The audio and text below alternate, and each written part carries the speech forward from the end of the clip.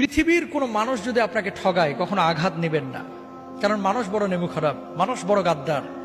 মনে রাখবেন, সব মানুষ পৃথিবীর একত্রিত হয়ে যদি আপনার ক্ষতি করতে চায়, কেউ আপনার ক্ষতি করতে পারবে না যদি আল্লাহ না চায়। মানুষ মানুষকে ঠগাইতে পারে, সন্তান বাবাকে ঠগাইতে পারে, বাবা সন্তানকে ঠগাইতে পারে, স্বামী তার স্ত্রীকে ঠগাইতে পারে। আল্লাহ কখনো তার বান্দাকে ঠগান না, কখনো না। আল্লাহ কখনো তার বান্দাকে ঠগান না। বরং ডাকার মতো যদি ডাকেন, আল্লাহকে বলার মতো যদি বলেন, সে আল্লাহ সুবহানাহু ওয়া তাআলা আপনার ডাকে সাড়া দেবেন। আপনি মনে করছেন যে এত ডাকলাম আল্লাহ তো সাড়া দিচ্ছে না, কে বলছে দেয় নাই? কিছু কিছু সময় এটা আপনি বুঝতেছেন ভুল।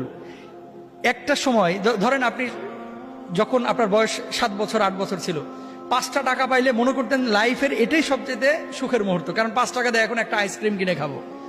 কিন্তু ওই সময় যদি 5 কোটি টাকা আপনারা দেওয়া হতো, 5 কোটি টাকার ভর আপনি সামলাইতে পারতেন না। এই 5 কোটি টাকা আপনি কি করবেন, তাই না? আপনি কখন কোনটা আপনার জন্য প্রয়োজন এবং কোনটা কখন আপনাকে দিলে আপনি এটাকে যথাযথভাবে কাজে লাগাইতে পারবেন, এটা আপনিও জানেন না, আমিও জানি না। জানেন কে? আল্লাহ সুবহানাহু ওয়া তাআলা।